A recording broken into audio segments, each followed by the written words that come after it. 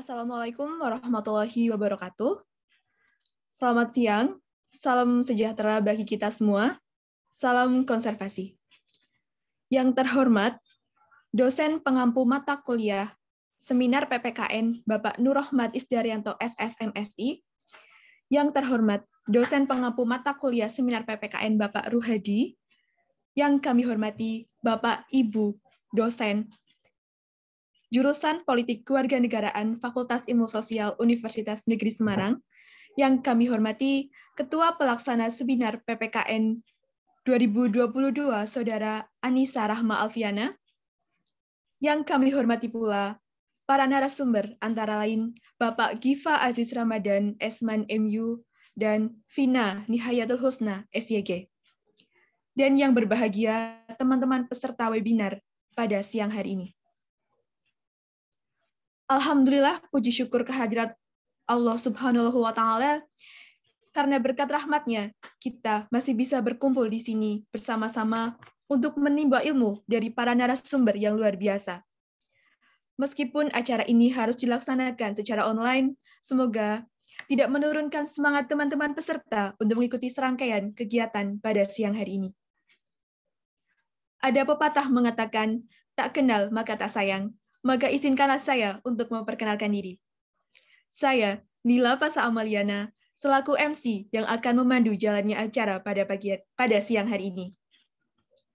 Acara ini merupakan acara webinar yang diselenggarakan oleh mahasiswa-mahasiswi Program Studi Pendidikan Pancasila dan Kewarganegaraan Fakultas Ilmu Sosial Universitas Negeri Semarang 2019.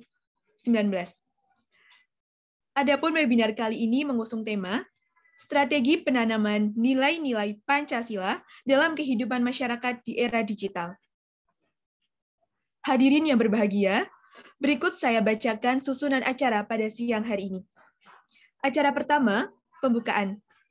Acara kedua, menyanyikan lagu Indonesia Raya.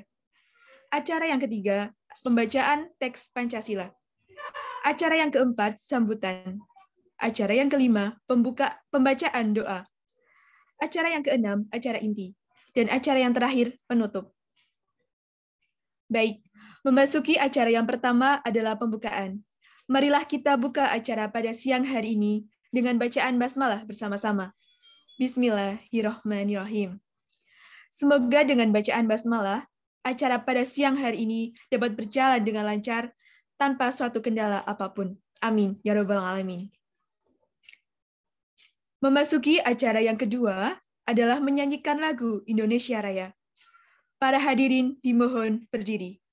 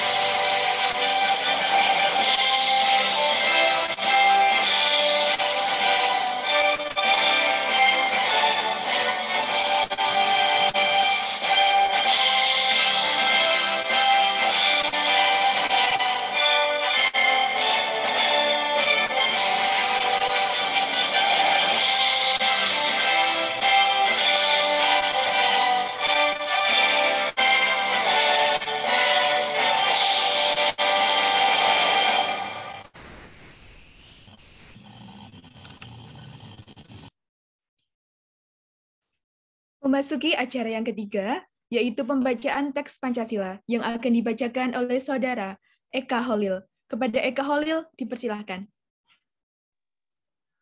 Pancasila. 1. Ketuhanan yang Maha Esa. 2. Kemanusiaan yang adil dan beradab. 3. Persatuan Indonesia. 4. Kerakyatan yang dipimpin oleh hikmat kebijaksanaan dalam pemusyawaratan perwakilan. 5. Keadilan sosial bagi seluruh rakyat Indonesia.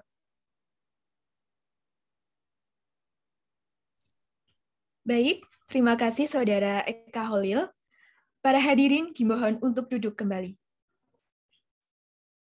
Memasuki acara yang keempat adalah sambutan. Sambutan akan diberikan oleh Ketua Pelaksana Seminar PPKN. Kepada Saudara Anissa Rahma Alfiana, dipersilahkan.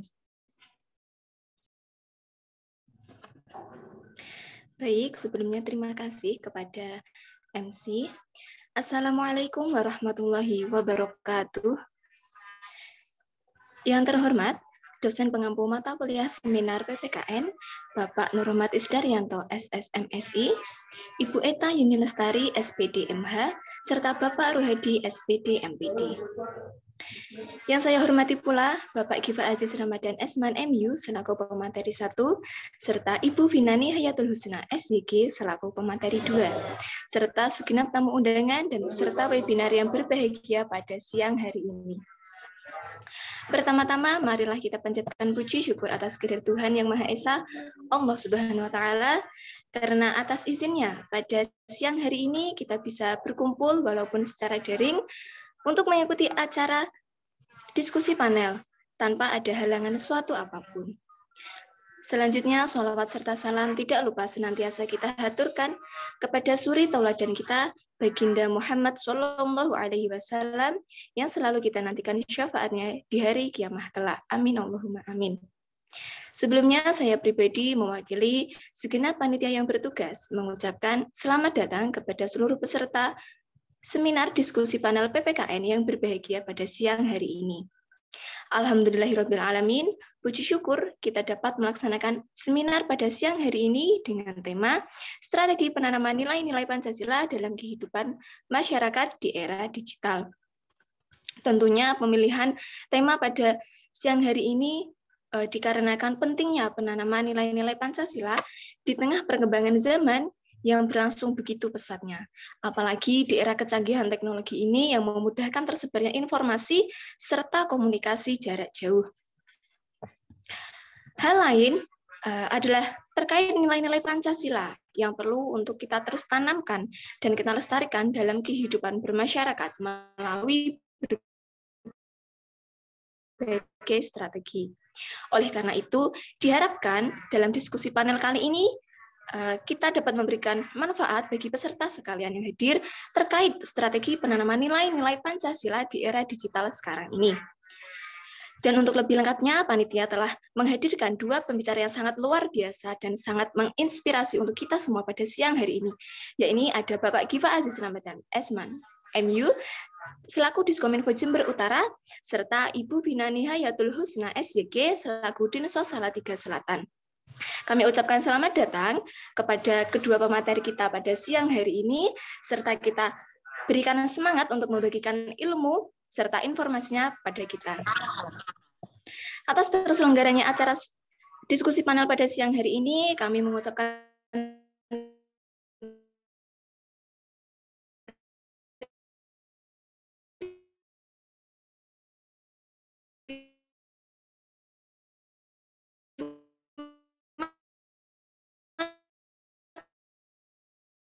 kasih keluh kesah panitia selama mempersiapkan acara ini bisa menjadi berkah dan rahmat bagi kita semua yang hadir. Saya dan segenap panitia pada diskusi panel siang hari ini memohon maaf apabila terdapat kekurangan baik yang terjadi dari panitia maupun di luar dari kendali panitia. Kami mohon maaf yang sebesar-besarnya kepada hadirin yang berbahagia pada siang hari ini. Akhir kata, semoga peserta seminar yang hadir mendapatkan manfaat yang besar dari kegiatan ini,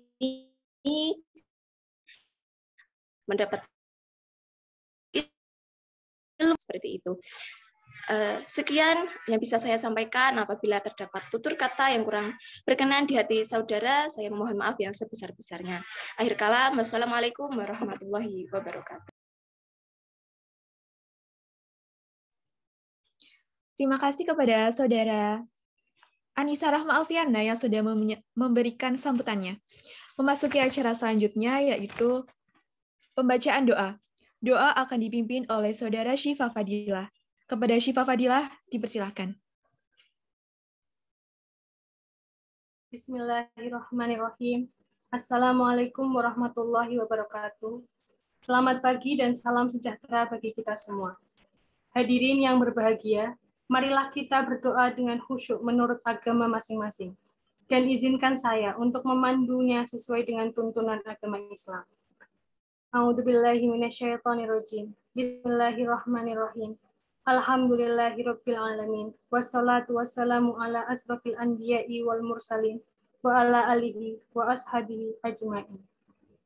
Ya Allah, ya Tuhan kami, tiada kata dan rasa yang pantas kami haturkan kepadamu pagi hari ini. Selain syukur kami padamu atas segala nikmat dan hidayah yang Engkau anugerahkan kepada kami, sehingga kami bisa hadir bersama untuk mengikuti rangkaian acara webinar pada pagi hari ini. Untuk itu ya Allah, ya Rahman, ya Karim, jadikanlah acara kami ini sebagai acara yang Engkau ridhoi, yang membawa barokah, rahmat, taufik, dan hidayah-Mu untuk kami semua.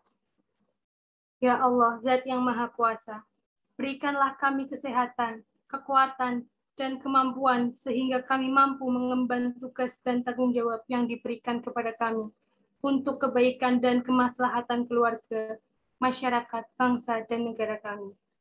Ya Allah yang Maha memelihara, satukanlah hati kami, padukan langkah kami, dan tumbuhkan rasa persaudaraan yang tulus dan ikhlas. Peliharalah jiwa kami dalam kesucian, serta hiasilah akhlak kami dengan keteladanan. Ya Allah, pertautkan tali kasih di antara kami, sehingga dapat menyikapi perbedaan dengan indah. Dan juga jadikanlah acara pada hari ini sebagai amal ibadah, sebagai simbol kebersamaan, kekuatan, dan persatuan, untuk membangun bumi pertiwi yang kami cintai, berdasarkan iman dan takwa. Ya Allah, Tuhan yang Maha Pengampun, Engkau Maha mengetahui terhadap kelemahan-kelemahan kami, terhadap kekurangan-kekurangan kami.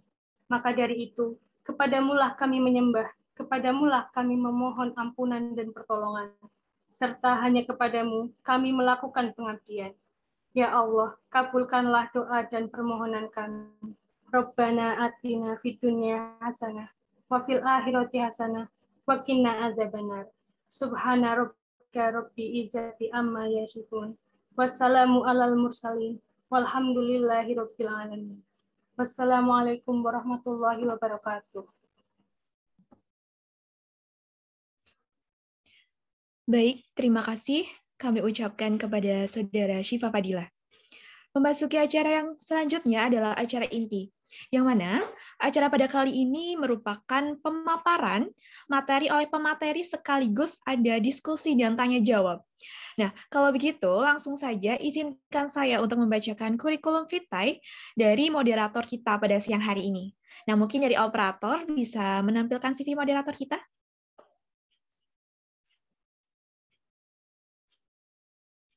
Nah, jadi ini ya CV dari moderator kita pada siang hari ini.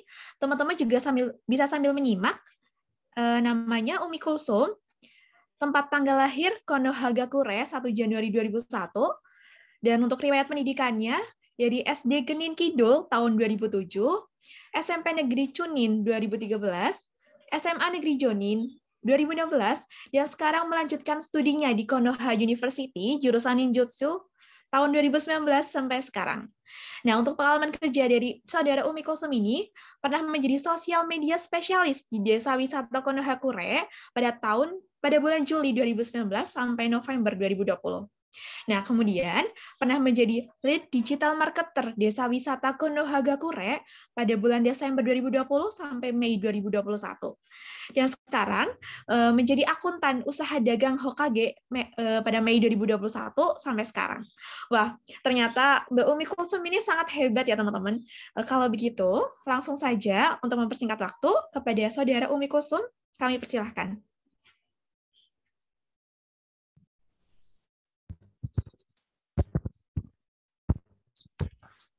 Baik, terima kasih atas kesempatannya, Mbak MC. Sebelumnya, apakah suara saya terdengar dengan jelas? Terdengar sangat jelas. Oh, baik, terima kasih. Assalamualaikum warahmatullahi wabarakatuh. Selamat siang dan salam sejahtera untuk kita semua. Bapak, Ibu, dan para hadirin sekalian, gimana nih kabarnya? Semoga selalu dalam keadaan yang sehat dan bahagia ya pastinya. Senang sekali saya, Umi Kulsum, berkesempatan untuk memandu jalannya diskusi panel nasional pada siang hari ini. Pada diskusi kali ini, kita menyungsung tema mengenai strategi penanaman nilai-nilai Pancasila dalam kehidupan masyarakat di era digital, yang akan dipantik dan disampaikan materinya oleh dua narasumber kita yang telah hadir pada siang hari ini. Sebelum itu, saya akan menyampaikan sistematika dari penyampaian materi dan diskusi kita pada siang hari ini. Yang pertama, pemateri 1 dan pemateri 2 menyampaikan materi dengan estimasi waktu masing-masing kurang lebih 30 menit. Kemudian dilanjutkan dengan sesi tanya-jawab dan diskusi yang akan dibagi menjadi 2 termin, dengan masing-masing termin diberi kesempatan maksimal 3 penanya. Pertanyaan dapat disampaikan secara langsung dengan mikrofon melalui raise hand atau dapat melalui kolom chat yang tersedia.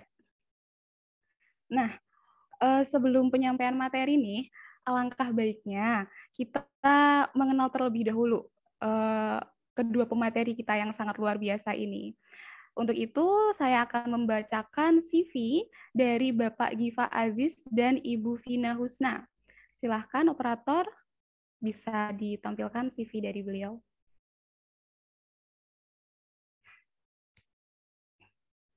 Baik, yang pertama adalah CV dari Bapak Giva Aziz.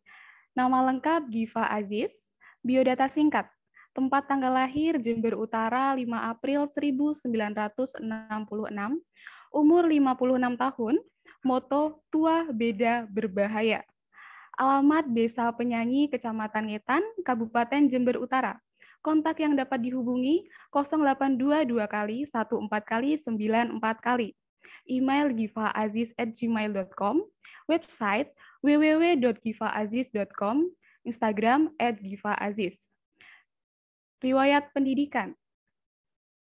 Bisa tolong di-scroll ke bawah, operator.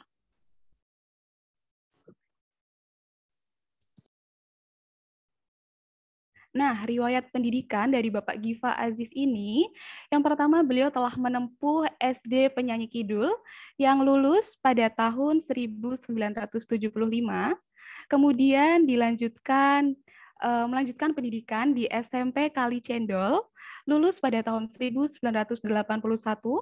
kemudian SMA Mentari Barat jurusan Ilmu Pengetahuan Alam, lulus pada tahun 1984, kemudian melanjutkan di sekolah tinggi sekali, sarjana jurusan Teknik Miskom, lulus pada tahun 1988, dan di Universitas Al-Eldul, magister jurusan Manajemen Miskom, lulus pada tahun 1990. Kemudian, pengalaman kerja. Bapak Giva Aziz ini pernah menjabat sebagai Kepala Unit Pola dan Angka Badan Sandi Android Negara. Mohon maaf, saya ulang. Bapak Giva Aziz ini pernah menjabat sebagai tenaga ahli 4 Lembaga Pertahanan Android Nasional pada April 1988 sampai dengan April 2003. Kemudian menjabat sebagai Kepala Unit Pola dan Angka di Badan Sandi Android Negara pada April 2003 sampai dengan Juli 2010. Kemudian menjabat sebagai Junior Staf Teknologi Misinformasi Diskominfo Jember Utara pada Juli 2010 sampai dengan November 2016. Kemudian yang terakhir, hingga sekarang ini beliau menjabat sebagai Kepala Sub Teknologi Misinformasi Diskominfo Jember Utara pada Mei 2018 sampai dengan sekarang. Luar biasa sekali latar belakang dari Bapak Giva Aziz ini ya. Kemudian dilanjutkan pembacaan CV dari Ibu Vina. Baik, nama lengkap Vina Husna, biodata singkat, tempat tanggal lahir, Salatiga Selatan, 3 Maret 1990, umur 32 tahun, alamat, Kompleks Minang Suang, Kecamatan Magersari, Kota Salatiga Selatan.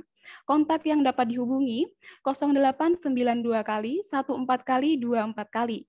Email vinahusna@gmail.com, website www.vinahusna.com, Instagram @vinahusna. Kemudian riwayat pendidikan.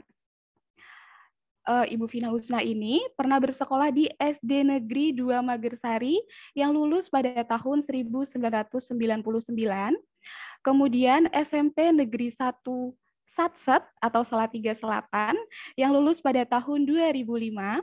Kemudian SMA Negeri 11 Januari Bertemu, jurusan Ilmu Pengetahuan Sosial, lulus pada tahun 2008. Dan Universitas Satset atau Salatiga Selatan, sarjana jurusan Ilmu Kebatinan Masyarakat, lulus pada tahun 2012. Kemudian pengalaman kerja beliau, beliau pernah menjadi tentor Bimbel Magersari Satset Operation pada April 2011 sampai dengan April 2013. Kemudian bergabung dengan tim penggerak edukasi masyarakat Magersari, Lembaga Swadaya Masyarakat Satset pada April 2013 sampai dengan Juli 2015. Kemudian beliau juga pernah bergabung dengan penyuluh kewarasan masyarakat Lembaga Swadaya Masyarakat Satset pada Juli 2015 sampai dengan Juli 2017. Dan yang terakhir, beliau sedang menjabat sebagai staf utama bidang sosialisasi masyarakat Dinsos Salatiga Selatan pada Mei 2020 sampai dengan sekarang. Wah, itu dia CV dari kedua pemateri kita pada siang hari ini. Luar biasa bukan? Dari mulai riwayat pendidikan, pengalaman kerja, dan latar belakangnya. Baik, nah itu tadi penyampaian. Nah, untuk yang sebelum kita menerima informasi, materi, dan pengetahuan dari Bapak Giva Aziz, saya mau menyapa dulu nih kepada Bapak Giva Aziz. Selamat siang Bapak Giva, apa kabar? Selamat siang Mbak Umi. Suara saya terdengar dengan jelas? Ya, terdengar Pak. Baik, mungkin teman-teman semua sudah tidak sabar ya untuk mendapatkan informasi dan ilmu pengetahuan serta wawasan yang luar biasa di Bapak Giva Aziz. Langsung saja, waktu dan tempat saya persilahkan. Terima kasih moderator atas kesempatannya, Mbak Umi. Jadi, Assalamualaikum warahmatullahi wabarakatuh. Selamat siang Bapak Ibu hadirin sekalian dan selamat siang teman-teman panitia. Jadi tadi benar ya apa yang disampaikan oleh moderator Mbak Umi mengenai CV saya. Jadi sederhananya saya merupakan orang yang aktif di informasi digital dan edukasi. Nah, dan saat ini saya sedang berada di lingkup pemerintahan daerah Kabupaten Jember Utara di Dinas Komunikasi dan Informasi. Nah, mengenai tema kita pada pagi hari ini yaitu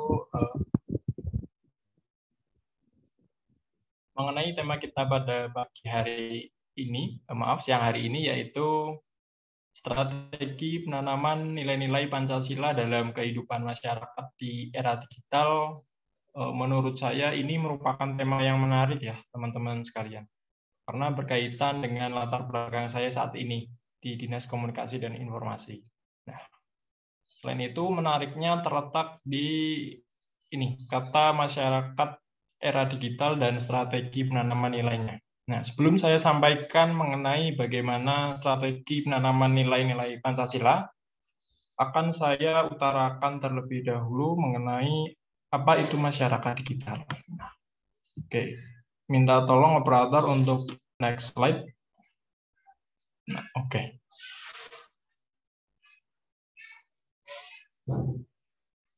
Slide yang digital. Mohon maaf, operator.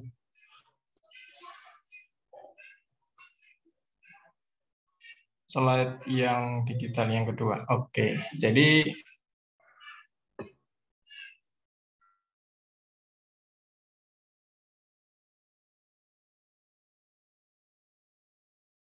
digitus.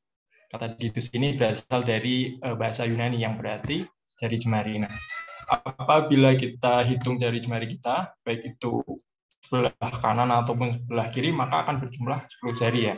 Nah, nilai 10 ini terdiri dari 2 radix, yaitu 1 dan 0. Nah, oleh karena itu, digital merupakan penggambaran dari suatu keadaan bilangan yang terdiri dari angka 0 dan 1, atau off dan on dalam bilangan biner. Nah, semua sistem komputer saat ini itu menggunakan sistem digital sebagai basis datanya. Nah, apabila kita menilik sejarah, penamaan website seperti yang kalian saksikan di layar kalian masing-masing di slide ini, contohnya ada www.unais.ac.id, kemudian di bawahnya ada semarang.go.id. Dulunya sebelum menggunakan penamaan website berbasis huruf abjad, dulu itu menggunakan angka acak yang terdiri dari angka 0 sampai 9. Seperti ini kurang lebih. Dulu itu website menggunakan angka sebagai web basis datanya. Berbeda dengan sekarang yang menggunakan huruf abjad. Nah, inilah merupakan bentuk dari adanya konsep digital itu sendiri. Jadi kurang lebih seperti itu mengenai digital. Kemudian minta tolong operator untuk next slide. Selanjutnya kita beralih pada masyarakat. Nah, pengertian masyarakat dalam arti luas adalah keseluruhan hubungan hidup bersama tanpa dibatasi dengan lingkungan, bangsa, dan sebagainya. Nah, sedangkan pengertian dalam arti sempitnya, masyarakat merupakan sekelompok individu yang dibatasi oleh golongan, bangsa, batas teritorial negara, dan lain sebagainya. Nah, contohnya apa? Contohnya seperti yang kalian saksikan di layar masing-masing ini ya. Yang bawah merupakan contoh masyarakat dalam arti sempit. Ini merupakan potongan scan dari film yang masih hangat-hangatnya, yaitu Kakek Desa Penari, dan yang di atas ini merupakan organisasi PMI internasional. Mereka ini terdiri dari seluruh negara dan bangsa yang berbeda-beda tentunya. Itulah mengenai konsep dari masyarakat, baik dari secara luas maupun sempit. Nah, kemudian minta tolong untuk next slide, operator.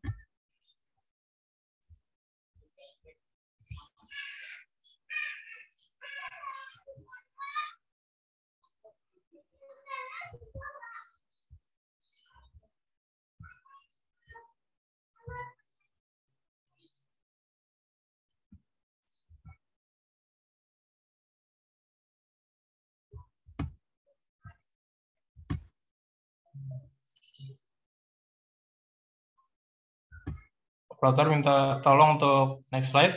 Apakah terkendala sinyal atau bagaimana ini? Oke, sepertinya operatornya terkendala sinyal ya Bapak Giva. Oke, kita tunggu sebentar ya. Baik, Mbak Umi.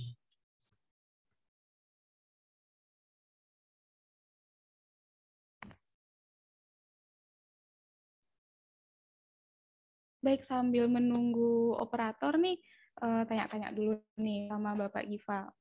Oh, sudah. Baik, Bapak Giva, bisa dilanjutkan. Baik, Mbak Umi, terima kasih. Tadi berarti sampai di setelah masyarakat digital berarti. Slide ke 4.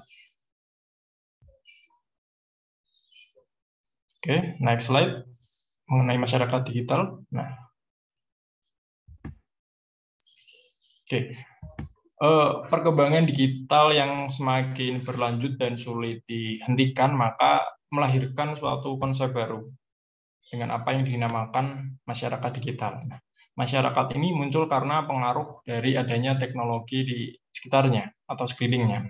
Namun beda lagi, apabila suatu masyarakat tidak mengenal atau menyentuh yang namanya teknologi sama sekali, maka bisa dipastikan itu bukan bagian dari masyarakat digital. Nah, seperti itu. Lantas, indikatornya apa saja mengenai suatu masyarakat dapat dikatakan sebagai masyarakat digital? Nah, tolong, next slide, operator. Nah, indikator yang pertama yaitu penggunaan teknologi digital dalam berbagai aspek kehidupan, seperti aktivitas ekonomi, pelayanan publik, kesehatan, pendidikan, dan lain sebagainya. Nah, yang kedua adalah masyarakat digital memiliki kebutuhan yang tinggi akan adanya informasi, seperti informasi berita, kemudian gosip, bahkan, dan lain sebagainya. Nah, dan yang ketiga, banyaknya kebutuhan akan tenaga kerja di bidang informasi dan komunikasi. Dan yang terakhir, yang keempat, adanya perubahan pola interaksi masyarakat dari interaksi yang secara langsung menjadi interaksi tidak langsung, yakni melalui jejaring sosial seperti penggunaan WhatsApp, kemudian Facebook, dan lain sebagainya. Nah, kemudian muncul pertanyaan, lantas apakah ada, Pak? Apakah ada contoh langsung dari konsep masyarakat digital sesuai indikator yang Bapak jelaskan? Jawabannya tentu ada. Dan kita semua ini yang hadir dalam pertemuan Zoom Meeting merupakan penjabaran langsung dari konsep masyarakat kita. Kita memanfaatkan teknologi Zoom Meeting ini sebagai ganti dari pertemuan langsung ketika kita melakukan diskusi mengenai penanaman nilai-nilai Pancasila dalam masyarakat digital. Kemudian kita juga haus akan informasi atau wawasan untuk meningkatkan kualitas diri kita masing-masing. Nah, selain itu, bagi kalian, teman-teman panitia sekalian, bahkan Bapak Ibu hadirin, salah satu dari kalian, job seeker atau pencari lowongan kerja, pasti pada salah satu syarat perekrutan biasanya disebutkan keahlian di bidang teknologi, seperti teknologi di bidang editing, kemudian keahlian di bidang audio, visual, dan lain sebagainya.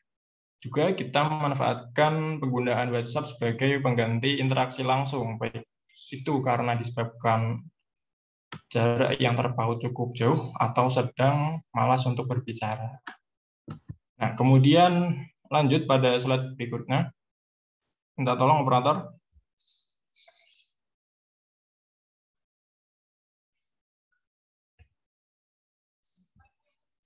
Oke.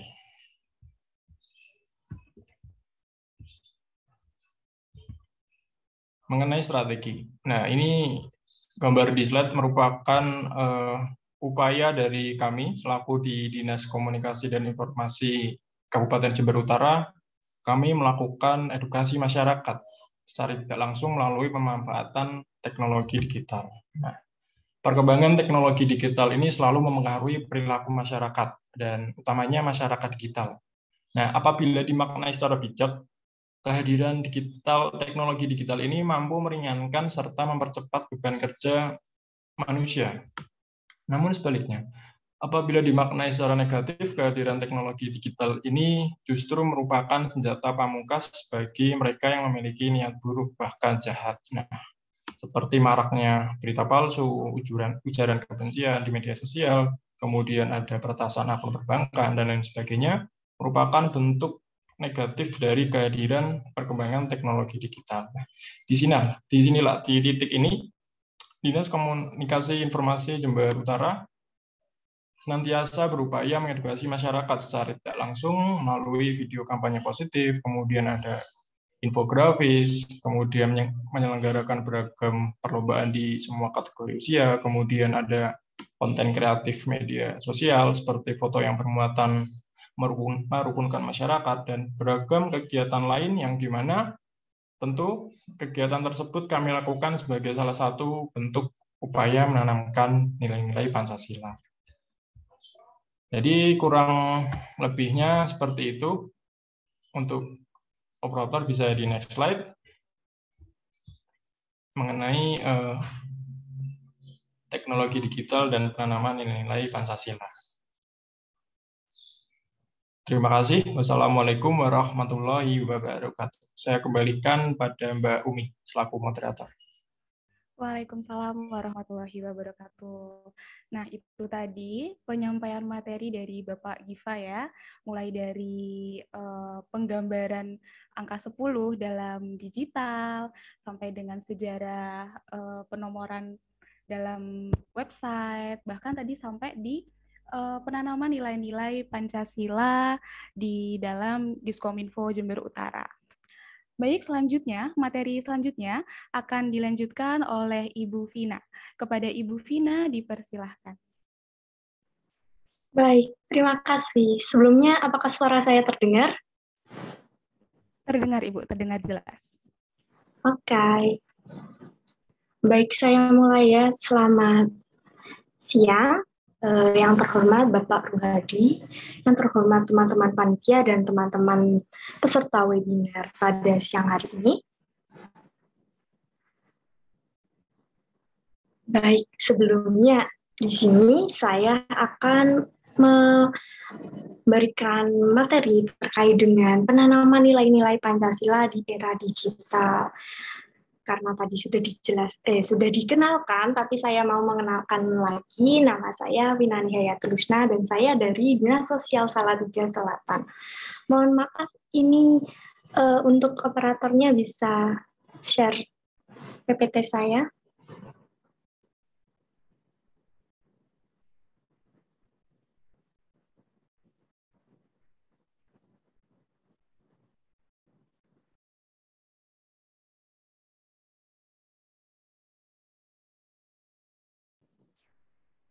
Baik, terima kasih.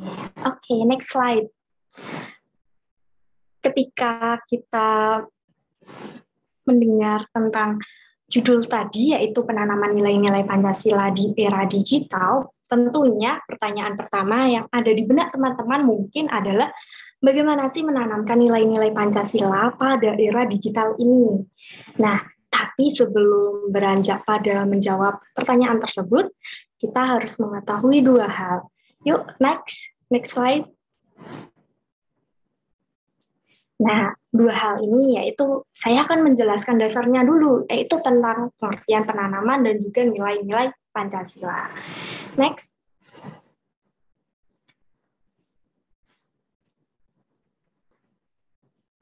Oke, pengertian penanaman. Nah, disesuaikan dengan subjudul ini, penanaman, saya akan saya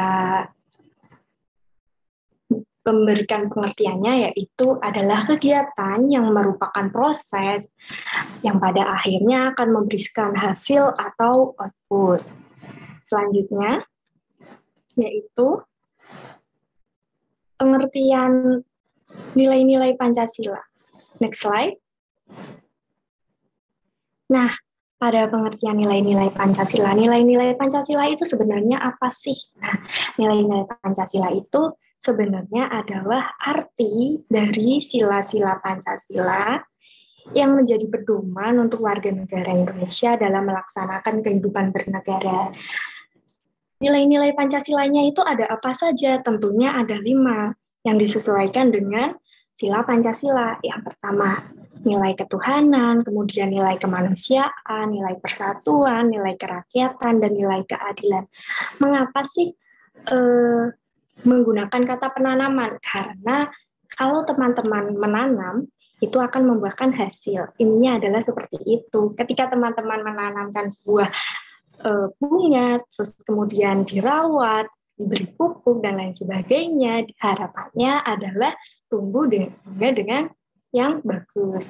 Nah, kalau teman-teman menanam buah, dirawat, diberi pupuk, disiram pagi dan siang, pagi dan sore, itu harapannya buahnya akan tumbuh dengan banyak. Begitupun dengan nilai-nilai Pancasila ini. Ketika nilai-nilai Pancasila ini ditanamkan kepada masyarakat, maka diharapkan outputnya adalah warga negaranya menjadi seseorang yang memiliki nilai-nilai Pancasila pada kehidupannya, atau sikapnya, atau keputusan-keputusannya. Yuk, selanjutnya. Tujuannya apa sih? Atau tujuan dari penanaman nilai-nilai Pancasila ini apa sih?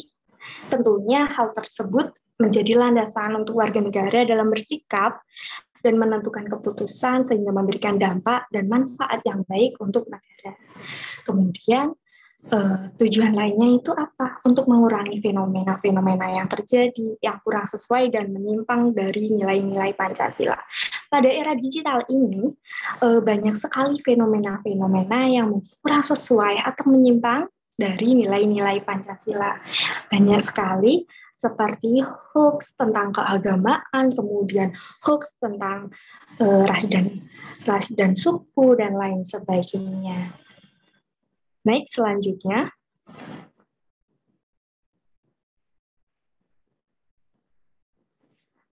Pertanyaan selanjutnya adalah penanaman nilai-nilai Pancasila ini sebenarnya tugasnya siapa sih? Tentunya penanaman nilai-nilai Pancasila ini adalah tugas seluruh warga negara Indonesia, di mana dari elemen yang kecil, dari Karang Taruna, kemudian ibu-ibu PKK, sampai dengan pemerintahan. Jadi bukan hanya pemerintah saja yang wajib memberikan penanaman nilai-nilai Pancasila ini. Selanjutnya,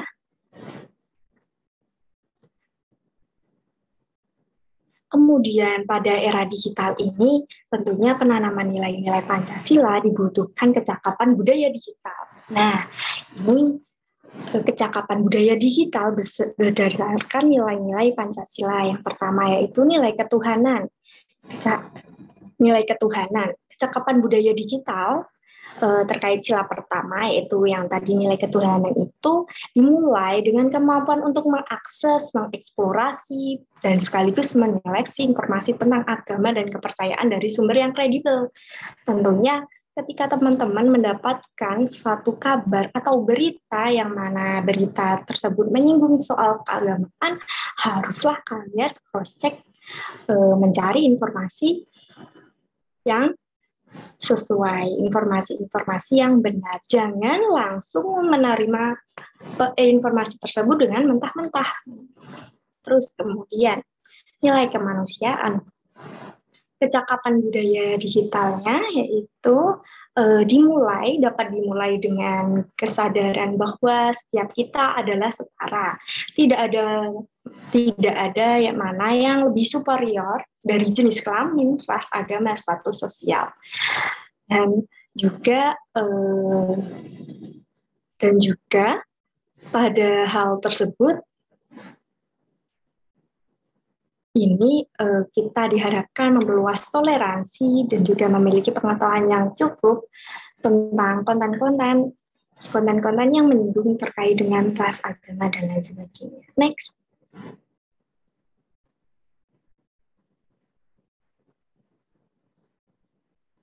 Oke, yang selanjutnya yaitu kecakapan budaya berdasarkan nilai persatuan. Nah, dimulai dari kesadaran untuk bangga menjadi warga negara Indonesia. Saya harap dan mungkin teman-teman ada bangga menjadi warga negara Indonesia. Kemudian kita harus mampu mengakses, mengeksplorasi, menyeleksi, mengolaborasi pengetahuan tentang Indonesia, wilayah negara Indonesia, suku-suku Indonesia, kemudian bahasa yang ada di negara Indonesia, dan lain sebagainya. Tujuannya adalah memperkaya ilmu, pengetahuan tentang kebangsaan, dan juga menumbuhkan rasa cinta tanah air. Kemudian mengurangi kebencian dan juga mengurangi mengurangi kebencian dan lain sebagainya. Oke, selanjutnya yaitu nilai kerakyatan. Kecakapan budaya digital ini berdasarkan nilai kerakyatan dapat dimulai dengan kesadaran untuk mengetahui, mengeksplorasi, menyeleksi, dan juga mengolaborasi informasi publik yang berhak diakses dari lembaga publik sebagai petanggung jawab transparansi dan akuntabilitasnya. Yang mana kita harus mengetahui juga, kita itu berhak mengetahui bahwasannya bagaimana kinerja DPR, pemerintah, dan lain sebagainya. Itu. Dan kemudian yang terakhir, kecakapan budaya digital berdasarkan dengan nilai keadilan, dapat dimulai dengan kesadaran untuk memahami regulasi dan kebijakan tentang ranah digital. Di Indonesia ini ditetapkan UU ITE yang telah mengalami revisi di tahun 2016, juga UU kebebasan memperoleh informasi. Teman-teman harus paham tentang ini. Yuk, next, selanjutnya.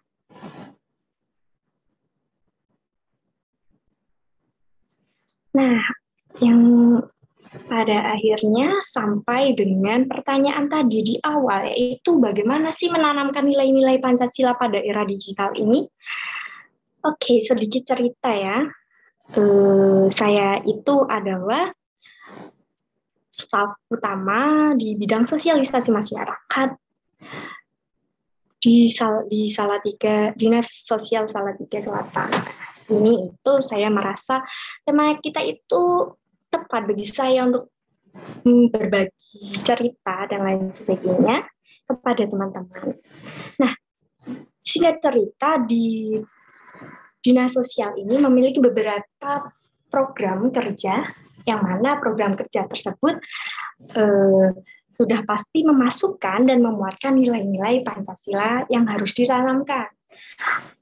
Saya uraikan, ada dua yang saya uraikan ini ya. Yang pertama adalah pemberdayaan Karang Taruna dan pemberdayaan dunia usaha.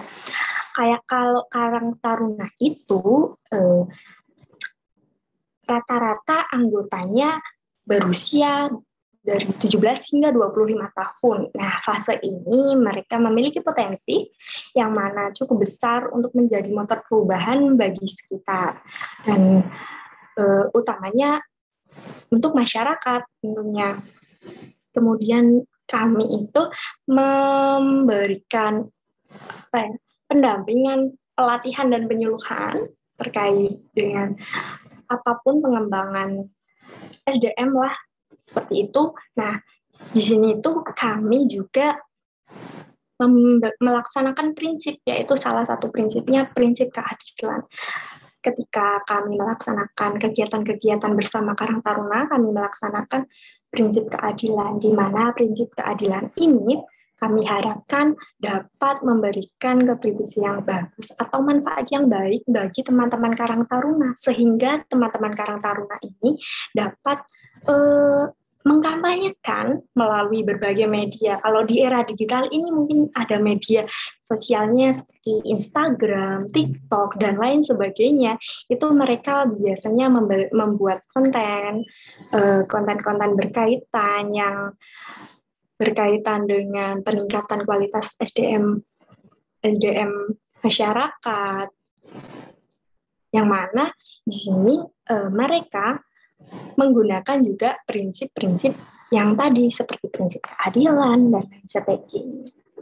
Nah, selanjutnya adalah pemberdayaan dunia usaha.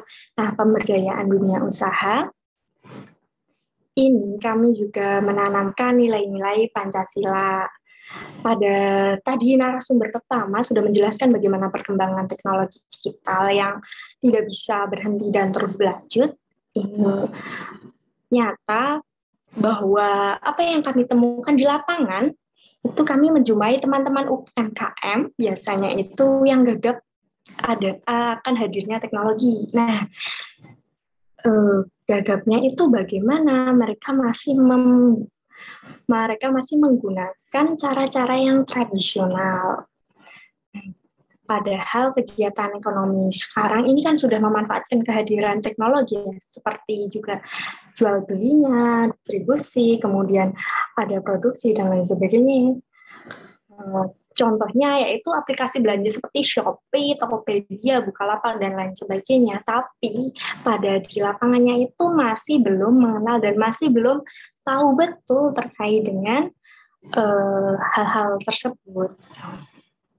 Nah, di sini kami Dinas Sosial tidak menutup mata akan permasalahan tersebut. Jadinya kami memberdayakan teman-teman UKM saat ini tanpa memandang sejauh apapun jaraknya.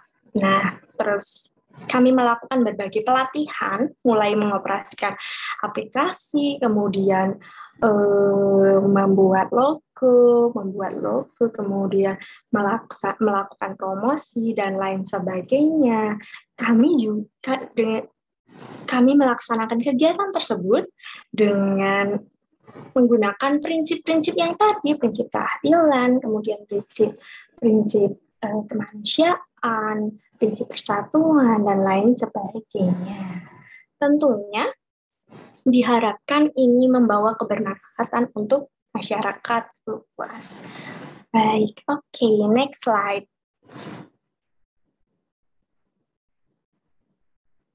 Next slide lagi, karena tadi sudah cerita ya. Oke, terima kasih. Mungkin sedikit banyak yang saya berikan dapat diterima untuk teman-teman semuanya. Sekian dari saya. Terima kasih atas perhatiannya. Saya kembalikan ke Umikul. Baik, itu dia tadi penyampaian materi kedua dari Ibu Vina, narasumber kedua kita. Sangat-sangat informatif sekali ya, dan menambah pengetahuan serta wawasan kita.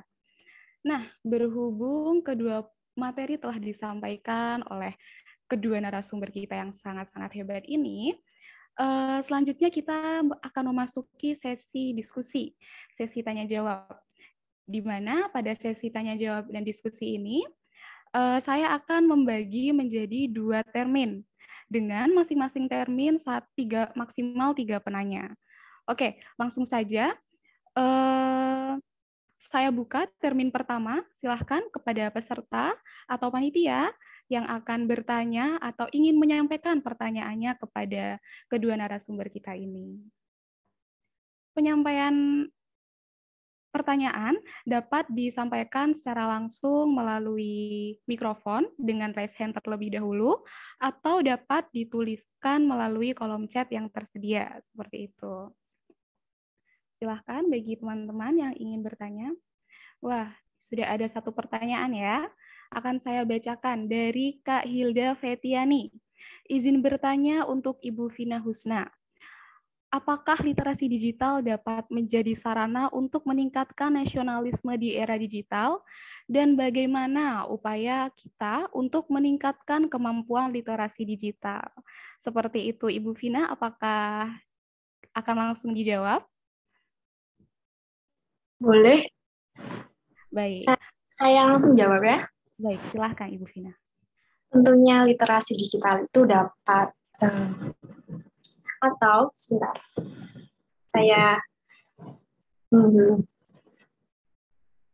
Tentunya literasi digital ini dapat meningkatkan nasionalisme.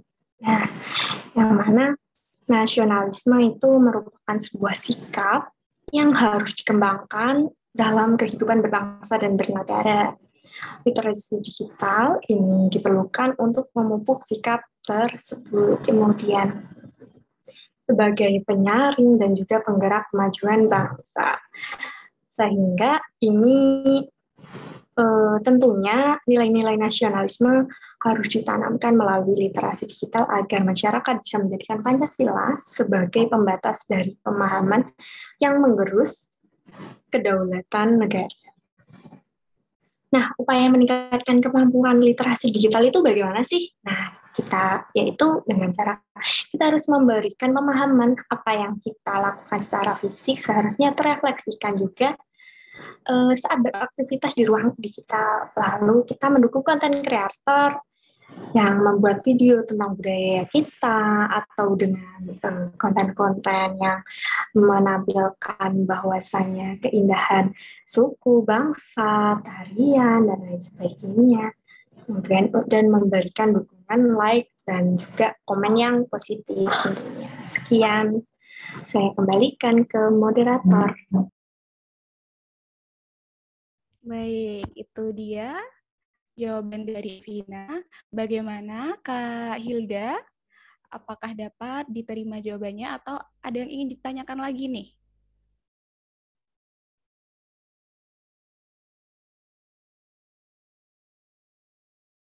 Cukup ya? Oke, cukup. Kemudian, wah ini sudah lumayan banyak ya yang bertanya ya. Yang kedua, pertanyaan dari Kak Adinda Titis. Wah, ini ditujukan kepada Ibu Vina lagi ternyata. Izin bertanya kepada Ibu Vina, bagaimana peluang penerapan Pancasila dalam kehidupan sehari-hari dalam era digital ini? Kepada Ibu Vina, dipersilahkan. Baik, bagaimana peluang penerapan Pancasila di kehidupan sehari-hari era digital ini ya? Nah, saat era digital seperti sekarang ini, peluang Pancasila itu dapat diterapkan dalam kehidupan sehari-hari, khususnya di kalangan pelajar, yaitu dengan bantuan teknologi informasi, kita dapat mengampanyekan nilai-nilai Pancasila ke seantero dunia dengan mudah dan cepat. Tidak hanya itu, praktek kehidupan kita yang berlandaskan Pancasila juga dapat menjadi inspirasi bagi bangsa-bangsa di dunia. Contohnya saja nih, Indonesia dikenal dengan bangsa yang sangat beragam. Ada banyak suku, ras, agama, budaya, bahasa, dan kepercayaan di Indonesia.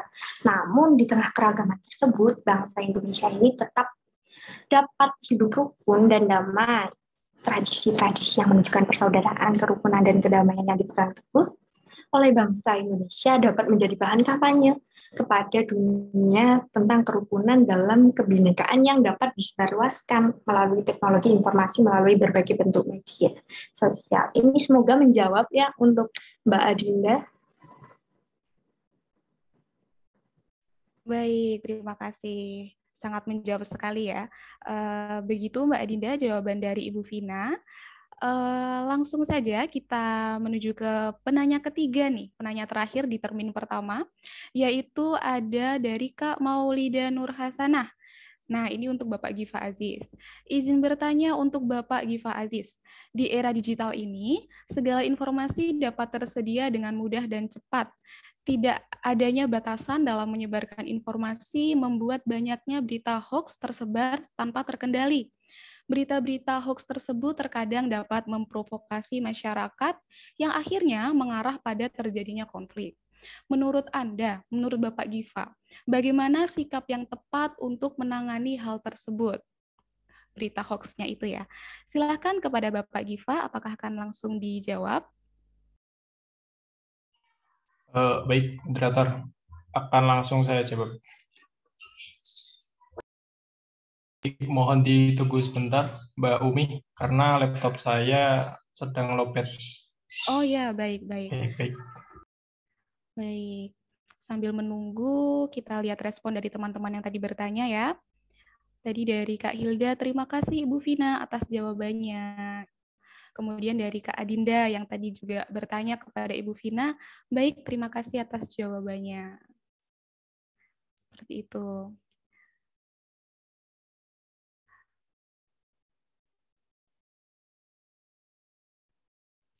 Oh ya, tadi saya lupa belum tanya kabar Ibu Vina. Ibu Vina gimana nih kabarnya hari ini? Baik, saya Mbak. Bagaimana Mbak Umi? Apakah kabarnya baik juga? Alhamdulillah baik juga. Ingat selalu ya Mbak Umi. Ya. Oh ya, sepertinya Bapak Giva sudah ini ya, sudah ready ya, sudah siap ya, sudah terlihat on cam. Bagaimana Bapak Giva? Baik Mbak Umi, sudah saya mulai? Bisa, silahkan. Oke, baik. Terima kasih Mbak Umi selaku moderator atas kesempatannya. Terima kasih Mbak Maulida atas pertanyaannya. Pertanyaan yang cukup bagus dan cukup menarik. Jadi menurut saya, masyarakat itu perlu untuk selalu mengecek keaslian dan kebenaran berita yang beredar. Nah, terdapat beberapa langkah. Ini ada beberapa langkah yang dapat teman-teman lakukan atau bahkan Bapak Ibu sekalian untuk mengecek keaslian dari suatu berita. Yaitu yang pertama, cek sumber berita. Ketika menerima informasi tertentu, maka sebaiknya cek dulu sumber beritanya. Apabila informasi tersebut tidak bersumber dari suatu situs resmi atau tidak ada sumbernya, bisa dipastikan bahwa berita tersebut adalah berita hoax atau berita palsu. Nah, yang kedua, setelah cek sumber berita, yaitu cek kelengkapan informasi. Sebuah informasi viral seringkali berasal dari sepotong informasi yang provokatif. Jadi ada baiknya Bapak, Ibu, dan teman-teman panitia sekalian atau masyarakat yang lain, kalau dapat informasi yang memantik emosi atau provokatif, ditelusuri lagi apakah beritanya sudah lengkap atau hanya potongan saja. Nah, yang ketiga, jangan termakan judul atau clickbait ini biasanya. Sebelum baca berita, pasti kita baca judulnya terlebih dahulu. Wajar, karena banyak berita yang menggunakan judul clickbait untuk memancing rasa penasaran pembaca. Tetapi perlu digarisbawahi, tidak jarang judul itu tidak sesuai dengan isi informasinya. Jadi, jika melihat judul yang kelihatannya agak aneh atau terlalu berlebihan, sebaiknya dibaca dulu isinya. Baca dulu isi artikelnya sebelum dikonsumsi dan menjadi sebuah argumen. Setidaknya kesimpulan yang dibaca bisa lebih berimbang. Nah, yang keempat, yaitu periksa keaslian foto atau video. Nah, saat ini tidak hanya konten berupa teks yang dimanipulasi, melainkan juga konten lain yang berupa foto atau video. Maka dari itu, apabila menjumpai foto atau video yang bernada provokatif, maka dapat mengecek keaslian foto tersebut dengan cara sederhana, yaitu coba kalian Bapak, Ibu, atau teman-teman panitia sekalian, drag and drop foto ke kolom pencarian Google Image. Maka hasil pencarian akan menampilkan gambar-gambar serupa yang terdapat di internet, sehingga bisa dibandingkan. Nah, yang kelima, untuk mengecek keasliannya, yaitu perhatikan tanggal berita. Ini penting. Kadang ada orang-orang yang tidak bertanggung jawab, yang entah dengan tujuan apa, tiba-tiba mengunggah lagi berita jadul dan menjadi viral di dunia maya. Maka sebelum membaca beritanya, cek dan perhatikan lagi tanggal artikelnya. Ini seperti berita yang sudah basi namun digoreng lagi. Kurang lebih seperti itu atas pertanyaan Mbak Maulida. Saya kembalikan ke moderator Mbak Umi. Baik, terima kasih. Wah, lengkap sekali ya jawaban dari Bapak Giva Aziz ini. Jadi bagaimana Mbak Maulida? Apakah sudah menjawab pertanyaan dari Mbak Maulida?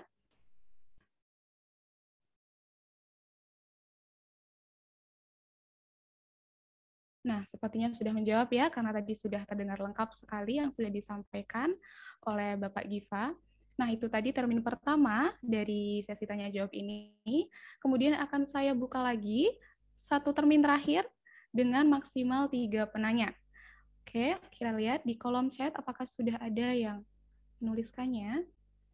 Oke, ternyata sudah ada dari Kak Wiwi Nurul Hidayah. Pertanyaannya buat Ibu Vina nih. Izin bertanya kepada Ibu Vina, apa saja yang menjadi tantangan dalam penanaman nilai-nilai Pancasila di era sekarang ini, Bu? Terima kasih. Silahkan kepada Ibu Vina, apakah akan langsung dijawab dan ditanggapi? Baik, langsung saya jawab ya, Mbak Mi. Baik, silahkan Ibu.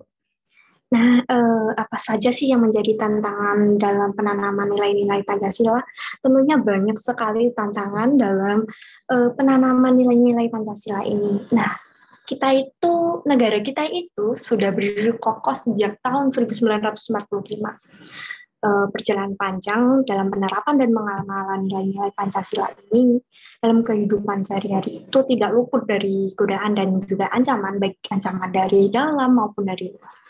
Ancaman-ancaman implementasi nilai Pancasila tersebut ditandai dengan adanya paham radikalisme bagi sekelompok orang yang turut menjadi pengganggu dalam penanaman nilai Pancasila dalam kehidupan masyarakat bangsa. Tidak hanya itu, juga ada sekelompok orang yang menganut paham lain dengan tujuan menggantikan ideologi Pancasila. Nah, ini tidak baik. Kemudian masyarakat Indonesia juga sangat mudah tergoyah oleh kebudayaan asing yang masuk dengan berbaut di berbagai daerah yang kemudian dikonsumsi oleh kebudayaan asing yang masuk dan berbaur di berbagai daerah tersebut. Oleh karenanya, dalam menghadapi tantangan tersebut, perbedaan-perbedaan yang ada semestinya dihormati sebagai sebuah kekayaan bersama, terlebih di era digital ini. Nah, juga kita harus menjaga Pancasila sebagai spirit dan juga dasar negara yang perlu dirawat. Seperti halnya kita merawat dan mencintai diri kita sendiri. Sekian jawaban dari saya. Saya kembalikan ke Mbak Umi. Semoga menjawab ya Mbak Widianti.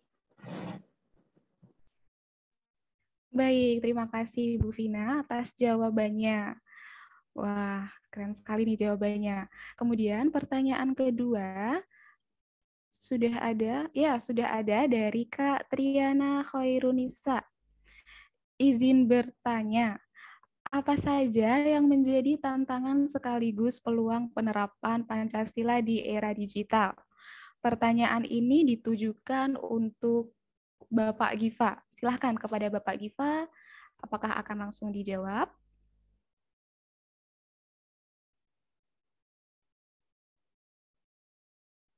Oke, baik Mbak Umi akan langsung saya jawab pertanyaan dari Mbak Triana ya. Ya, silahkan Bapak Giva. Oke, baik. Terima kasih Mbak Umi atas kesempatannya dan terima kasih Mbak Triana atas pertanyaannya, cukup menarik. Pertanyaannya tadi, apa saja yang menjadi tantangan sekaligus peluang penerapan Pancasila di era digital? Nah, menjadi masyarakat Pancasila di era digital itu memiliki tantangan yang harus dihadapi dalam hal kemudahan, keterbukaan, dan luasnya terhadap akses informasi sebagai ciri era digital. Nah, sehingga ada akibat atau resiko yang harus diwaspadai seperti radikalisme, kemudian konsumerisme, kemudian bonus demografi, dan eksklusivisme sosial.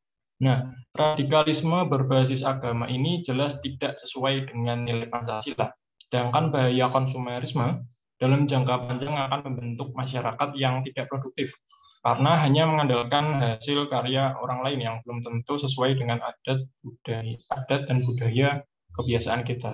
Nah, selain itu, kita juga harus mewaspadai adanya bonus demografi yang jika salah dalam pengelolaan ataupun manajemennya justru akan menjadi bumerang atau senjata makan tuan. Sama halnya eksklusivisme sosial yang berpotensi memecah keutuhan bangsa akibat adanya politisasi agama serta polarisasi dan fragmentasi sosial berbasis syarat suku, agama, dan ras. Nah, kurang lebih seperti itu atas pertanyaannya Mbak Triana. Terima kasih. Saya kembalikan ke Mbak Umi selaku moderator. Baik, terima kasih Bapak Giva atas jawabannya dari pertanyaan Kak Triana. Kemudian ada pertanyaan terakhir di termin terakhir ya, dari Kak Anissa Alfiana. Izin bertanya, ini untuk Bapak Giva ya. Menurut Bapak Giva, di era digital perlu strategi yang seperti apa untuk kenalkan Pancasila ke generasi milenial? Sekian, terima kasih. Baik, Bapak Giva, apakah akan langsung dijawab? Akan langsung saya jawab, Mbak Umi. Baik, silahkan Bapak. Oke, baik. Terima kasih atas kesempatannya. Jadi pertanyaan dari Mbak Anissa tadi menanyakan mengenai menurut Bapak di era digital perlu strategi yang seperti apa untuk kenalkan Pancasila ke generasi milenial. Menurut saya ini di tengah derasnya arus informasi di era digital, penggunaan formula yang tepat dalam penanaman nilai-nilai Pancasila pada semua lapisan masyarakat, khususnya generasi milenial, menjadi tantangan tersendiri.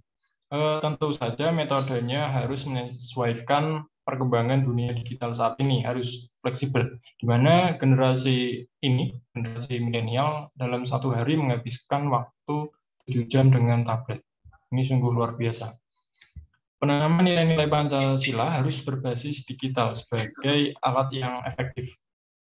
Selain itu, bisa pula dilakukan riset, misalnya mengambil beberapa sampel konten yang paling banyak disukai, mendapatkan like maupun viewer dengan engagement tinggi. Berdasarkan riset tersebut, kemudian tentukan konten atau narasi apa yang mudah diterima oleh kalangan milenial berkaitan dengan nilai-nilai Pancasila. Hal ini penting sebagai strategi penanamannya. Nah, jadi Pancasila jangan sekedar dijadikan dogma bagi generasi milenial. Dogma itu sulit dipahami sehingga perlu cara yang inovatif, fleksibel, dan up to date agar mudah diterima oleh generasi milenial. Kurang lebihnya seperti itu atas pertanyaan Mbak Anissa. Saya kembalikan ke Mbak Umi selaku moderator. Baik, terima kasih Bapak Giva atas jawabannya.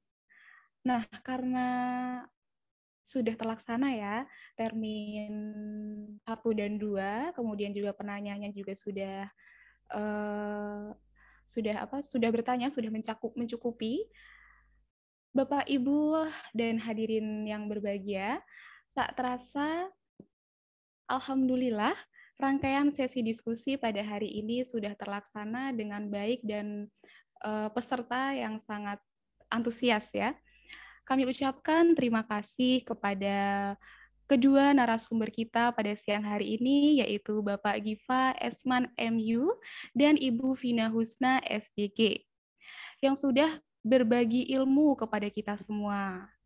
Dan juga terima kasih kepada audiens yang telah menjawab dengan antusias diskusi kita, yang telah menyimak, maksud saya, yang telah menyimak diskusi dengan antusias diskusi kita pada siang hari ini. Akhirnya, saya Umi Kulsum pamit undur diri. Terima kasih atas perhatian Anda semua. Saya mau pantun dulu nih, bisa direspon lewat chat ya. Buka puasa pakai es blewah. Lauknya tempe, sayurnya bayam. Maafkan saya jikalau ada salah, maklum, namanya juga manusia. Sekian dari saya, wassalamualaikum warahmatullahi wabarakatuh. Saya kembalikan ke MC. Baik, terima kasih kepada Bapak Giva Aziz Ramadan dan Ibu Vinani Hayatul Husna yang telah memberikan materi yang keren banget dan disampaikan dengan sangat jelas ya teman-teman. Dan tak lupa juga saya ucapkan terima kasih kepada saudari Umi Kulsum yang sudah memandu jalannya diskusi pada siang hari ini. Wow, materi webinar pada hari ini sungguh keren dan menarik hingga tak terasa kita sudah di penghujung acara nih teman-teman. Namun sebelum ditutup mungkin teman-teman bisa on cam untuk kita ambil sesi dokumentasi ya.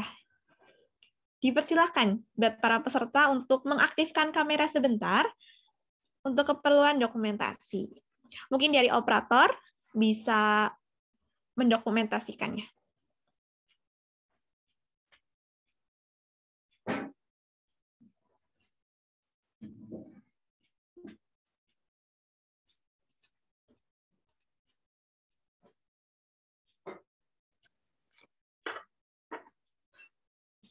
Dihitung ya.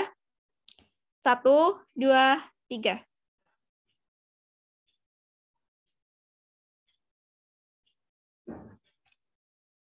Oke, satu kali lagi ya. 1, 2, 3.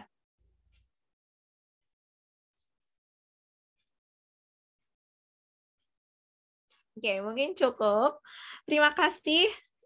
Terima kasih banyak kepada para narasumber dan moderator, serta peserta acara webinar kali ini yang telah menyimak serangkaian acara dari awal hingga akhir. Mohon maaf atas segala kekurangan. Semoga banyak ilmu yang didapat dari acara pada siang hari ini. Saya Nila Pasa Amaliana, pamit undur diri. Wassalamualaikum warahmatullahi wabarakatuh.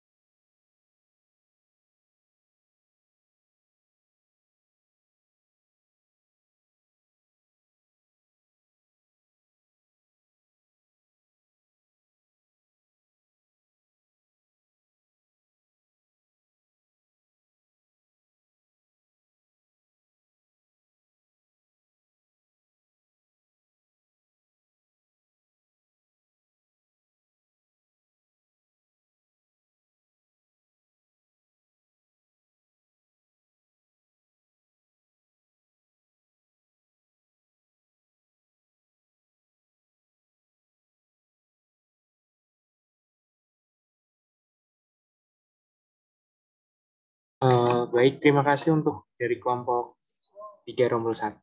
Mungkin langsung mungkin dari Pak Ruhadi atau Pak Nur untuk menyampaikan tanggapannya terkait penampilan dari kelompok 3 rombel 1.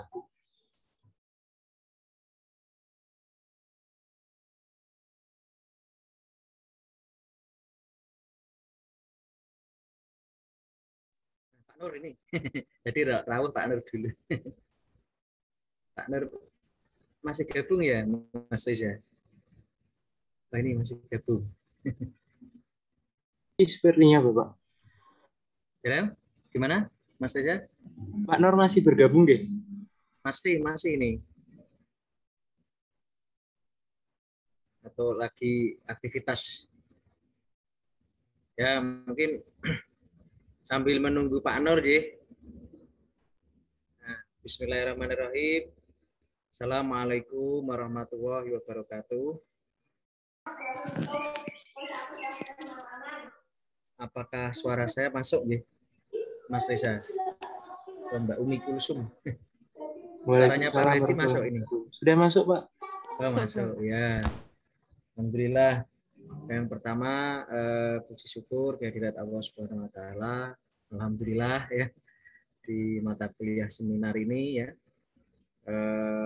Sungguhnya sudah diletakkan ya dasar perkuliahannya, langkah-langkahnya oleh beliau ya, Pak Nur Rahmat Isdaryanto ya.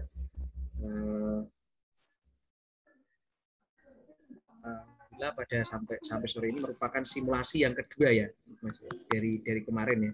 Saya undangannya mohon maaf yang pertama itu ya.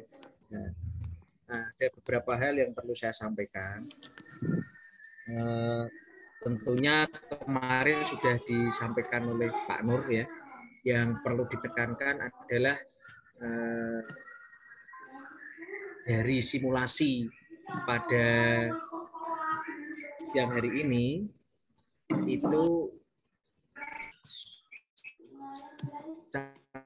sambil coba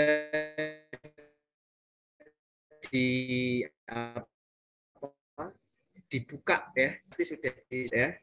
Nah, itu harus perlu benar-benar diperhatikan gitu ya, sehingga ketika ada hal-hal yang memang dalam prediksi ya, kendala-kendala dalam prediksi itu segera diatasi. Misalnya kayak tadi itu bagaimana ketika operator yang mengoperasikan PPT itu mungkin jaringannya tidak lancar,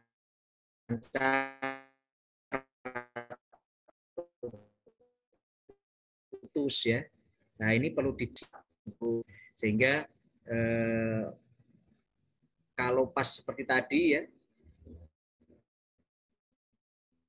bisa langsung connect beberapa saat, tapi kalau lama lah ini tentunya akan mengganggu ya, merupakan suatu kendala yang juga harus dimasukkan dalam SWOT ya. Nah, ini jadi bagaimana ketika kemudian perwara itu mau melaksanakan kemudian jaringannya kurang lancar atau mengalami kendala yang lain. Nah, ini tentunya juga ada perwara yang mampu membackup ya, menggantikan Mbak Umi Kulsum ya. Ya ini iya tuh perwaranya nih ya, Mbak moderatornya ya. Nah, moderatornya Mbak Umi Kulsum ya. Nah, ini. Jadi harus panitia harus punya skenario itu karena kan ini online ya jangan dibilang meskipun ya tapi memang ini online ya, jadi kita memang harus seminar di era digital ya memang seperti ini ya, nah harus online. Jadi ketika ada pembaca doa kemudian moderator ya Mbak Umi Kulsum, nah, kemudian operator PPT ya. Nah, itu saya kira perlu ada skenario ganda ya. Skenario ganda itu maksudnya apa? Atau skenario bayangan. Jadi ketika ada kendala nanti ketika hari hanya ya, itu tidak menunggu lama. Misalnya operatornya yang mengoperasikan mengalami kendala ya seperti tadi. Nah, maka bisa dijadikan yang lain bisa dijadikan co-host yang bayangan ini ya, sehingga bisa langsung membackup atau meneruskan dari misalnya moderator yang sedang mengalami kendala jaringan atau kendala sinyal atau kendala teknis lainnya. Nah, ini ya, atau doa ya. Nah, ini. Dan juga perlu diperhatikan, biasanya ketika doa masih mute ya. Nah, di unmute ya. Maaf, masih mute ya. Jadi belum dibuka. Lah ini juga ini perlu ada yang mengingatkan ya dari awal. Nah, itu. Kalau tadi pembicaranya itu Mbak siapa? Mas Giva ya, Aziz Ramadan dan Mbak Vina Nihayatul Husna itu sudah seperti pembicara sungguhan saya kira. Sudah berlatih. Nah, inilah memang fungsinya daripada seminar PKN ya. Yang perlu saya tegaskan sekali lagi bahwa Pak Nur biasanya beliau menyampaikan analisis SWOT sebelum melakukan simulasi. Nah, simulasi ini ibaratnya adalah kalau petinju itu kayak pemanasan ya, jadi seperti sesungguhnya ya, seperti sesungguhnya. Besok akan seperti ini ya, seperti yang mirip dengan yang sesungguhnya. Jadi hampir mendekati. Ini simulasi ya. Nah, maka dari itu kendala-kendala yang mungkin juga muncul walaupun kecil pada saat simulasi itu harus menjadi titik perhatian penting bagi tim ya, panitia ya, gitu. Kemudian tadi Mbak Anissa Rahma ya, ketuanya ya. Itu ketika digital bicaranya harus fokus ke mic-nya ya, didekatkan, terus jangan jangan sambil gerak-gerak. Itu biasanya suaranya agak putus-putus karena memang melalui online gini itu memang badannya harus tenang,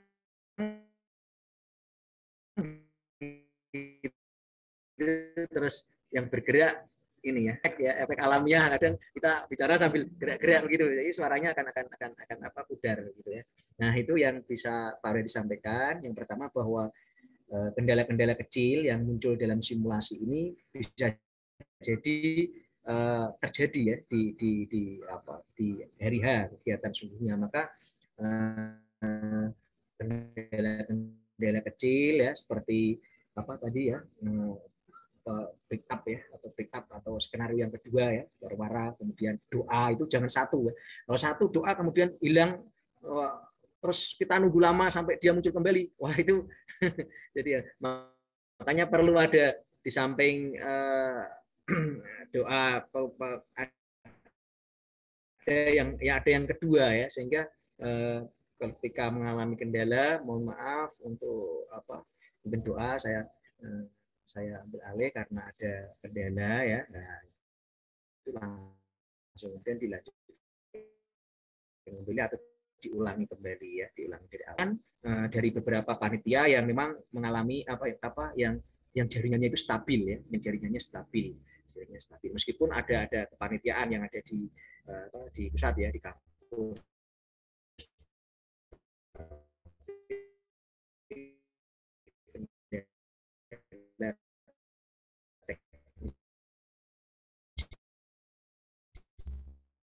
Itu kadang saja muncul di luar dugaan kita. Itu ya, masuk listriknya itu dari analisis SWOT yang tadi disampaikan Pak Nur ya, itu benar-benar diterapkan di kendala-kendala yang muncul yang tidak kita inginkan. Kemudian yang kedua, karena ini kan online ya, jadi ketika acara itu belum dimulai, buatkan sesuatu yang bisa menjadi titik perhatian atau pemusatan perhatian peserta ya, atau misalnya bisa video atau bisa musik atau bisa sesuatu apalah, sehingga ketika peserta itu langsung masuk Zoom itu bahwa panitia sudah ada menampilkan ya, atau mungkin paparan-paparan yang mengarah kepada materi ya, yang ini untuk bahwa biar pemikiran yang berada pada situasi alfa ya, istilahnya siap untuk kita bawa seperti apersepsi kalau kita mau ngajar ya, karena kan orang mengikut ini kan dari bermacam-macam ya, bermacam-macam situasinya, bermacam-macam, sehingga dengan adanya tampilan-tampilan awal dari panitia itu bisa memantik istilahnya, memberikan rangsangan atau stimulus kepada peserta untuk pemanasan mengarah kepada materi yang kita sampaikan ya, yang akan nanti disampaikan oleh pemateri 1 dan pemateri 2 ya, yang tadi disampaikan oleh Mbak Diva sama Mas. Ini sudah berapa kelompok tadi ya? Nah, itu nggih. Berapa kelompok? Terima kasih. Lah ini Pak Nur sudah bergabung. Monggo ya, Pak Nur, itu saja yang saya sampaikan. Wassalamualaikum warahmatullahi wabarakatuh. Monggo Pak Nur. Ya, udah berapa kelompok tadi? Baru 1 Pak. Setelah ini lanjut. Rencananya berapa kelompok? Rencananya? 2 Pak. Oh, kalau gitu dilanjut dulu aja ya, berarti rekamannya dimatikan, nanti begitu mau masuk kelompok berikutnya direkam lagi begitu ya. Iya, Pak. Oke, kalau gitu dimulai lagi aja untuk yang yang kelompok berikutnya biar cepat selesai dulu gitu. Saya kira gitu. Terima kasih Pak Rohadi sudah mendampingi adik-adik. Saya tadi bergabung sedang